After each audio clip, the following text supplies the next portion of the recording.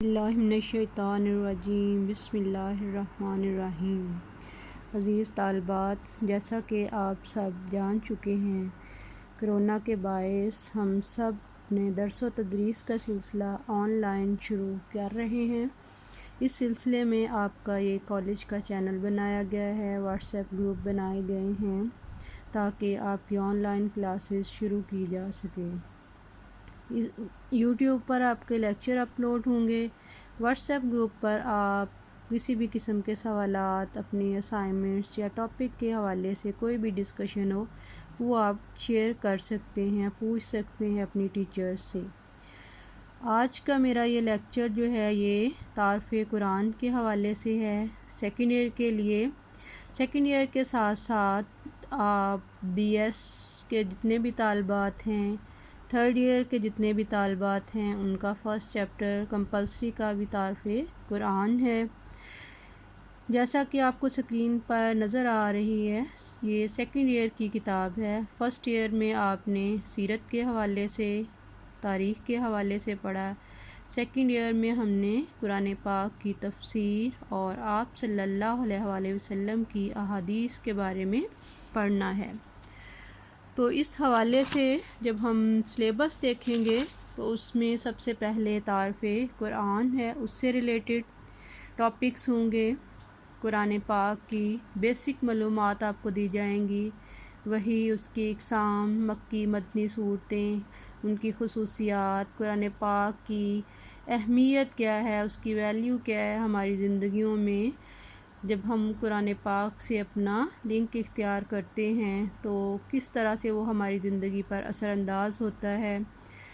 پھر 2-3 ٹاپک جو ہیں قرآن پاک کے حوالے سے کہ جس چیز پر ہم ٹرسٹ کر رہے ہیں، جس کتاب کو اپنی زندگی کی بیس بنا رہے ہیں، آیا وہ کتاب کتنی اتھینٹک ہے، اس کی حفاظت کے حوالے سے کیا کیا اقدامات کیے گئے ہیں، غیر مسلموں نے جو اس پر آبجیکشن کیے ہیں ان کے حوالے سے ایک جائزہ جو ہے وہ لیا جائے گا حفاظت قرآن میں، اعجاز القرآن میں اور جمع و تدوین قرآن کے ادوار، کہ کس طرح قرآن پاک کو نبی کریم صلی اللہ علیہ وآلہ وسلم کی زندگی میں ہی باقاعدہ طور پر لکھا گیا، محفوظ کیا گیا، حفظ کیا گیا، پھر اس کو اگلی نسل تک منتقل کیا گیا، اور یہ سلسلہ قیامت تک ایسے ہی چلتا رہے گا، اور اللہ رب العزت نے خود اپنی حفاظت کا ذمہ لیا ہے۔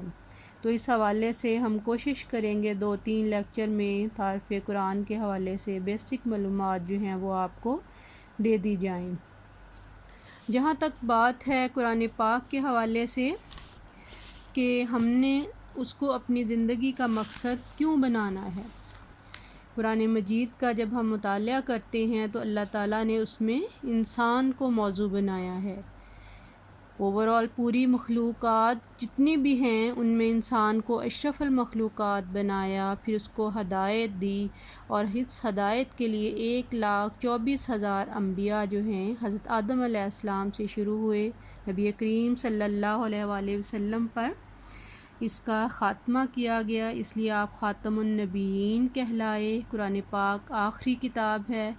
قرآن پاک جو ہے اس سے پہلے کتابوں کا وہی تسلسل قائم رکھے ہوئے ہے، اللہ کی اس ہدایت کا۔ اس حوالے سے بار بار وہی چیزیں جو ایمانیات کے حوالے سے آئیں، جو عقائد کے حوالے سے آئیں، جو چیزیں آئیں وہ ساری کی ساری اس میں بیان کی گئی ہیں۔ قرآن کریم بنیادی طور پر بار بار انسان کو دعوت دیتا ہے۔ کس چیز کی دعوت دیتا ہے؟ زمین و آسمان کی ساخت کے حوالے سے، انسان کی تخلیق کے حوالے سے، کائنات کے مشاہدات کے حوالے سے، سابقہ اقوام کے عقائد، اخلاق، اعمال کا تذکرہ کرتا ہے تاکہ انسان کو دنیا میں اپنی حیثیت اور تخلیق کا مقصد، اس کی خدائی رہنمائی میں کامیابی ہمیشہ پیش نظر رہے۔ لہٰذا قرآن پاک ہر چیز کا ذکر صرف اس حد تک کرتا ہے جو انسانوں کے لیے لازم ہے، غیر متعلقہ تفصیلات کو چھوڑ کر وہ ہمیشہ بنیادی مقصد اور مرکزی مضمون کی طرف بار بار ہدایات کو دہراتا ہے تاکہ انسان خدائی ہدایات کی روشنی میں دنیا اور آخرت میں کامیاب ہو سکے۔ اس حوالے سے جب ہم دیکھتے ہیں کہ قرآن پاک جو ہے وہ وحدت ادیان کا تصور پیش کرتا ہے، یعنی وحدت ادیان کیا کہ آپ صلی اللہ علیہ وآلہ وسلم سے پہلے جتنے بھی انبیاء تھے ان ساروں کا ایک ہی دین تھا، بنیادی دعوت ایک ہی تھی، اللہ اور اس کے رسول کی طرف بلانا، تاکہ زندگی جو ہے اس میں ہم کامیابی حاصل کر سکیں، نہ صرف اس دنیا کی زندگی کی کامیابی بلکہ آخرت کی کامیابی۔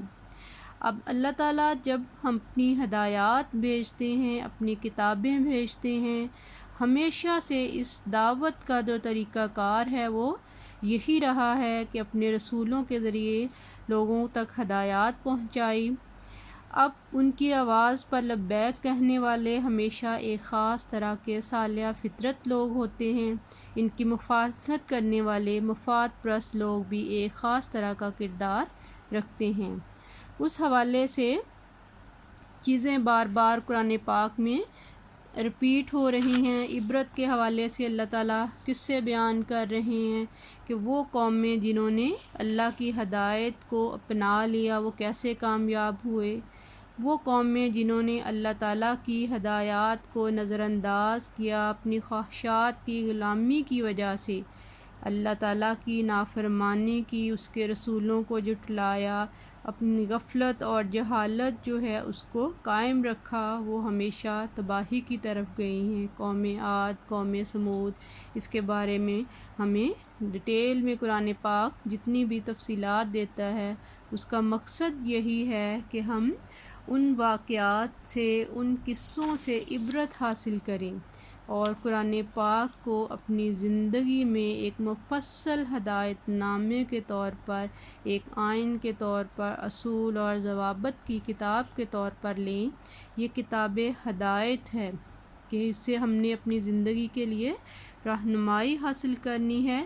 تو اس حوالے سے بیسک چیزیں ہم اس میں پڑھیں گے، پھر آگے اس کے بعد ہم انشاءاللہ سورۃ بقرہ جو ہے اس کو سٹارٹ کریں گے۔ ڈیلی کا ایک رکوع جو ہے کوشش کریں گے ہم اس کو ساتھ ساتھ کرتے رہیں۔ تعارف قرآن، پھر اس کے بعد تعارف حدیث کا چیپٹر ہے، اس میں بی ایس کا بھی سیم وہی سلیبس ہے جو سیکنڈ ایئر کا ہے، اس میں فورتھ ایئر جو ہے، تھرڈ ایئر جو ہے ان کا بھی وہی سلیبس ہے، تعارف قرآن، تعارف حدیث۔ اس لیے یہ والے جو تعارف قرآن کے چیپٹر کے لیکچر آپ کو ملیں گے اس سے آپ سارے فائدہ اٹھا سکتے ہیں۔ بہت شکریہ۔ اللہ تعالیٰ آپ سب کو اپنے حفظ و امان میں رکھے، ایمان کی سلامتی کے ساتھ ہمیں قرآن پاک کو اپنی زندگی میں رہنمائی کے طور پر اختیار کرنے کی ہمت اور توفیق عطا فرمائے، آمین۔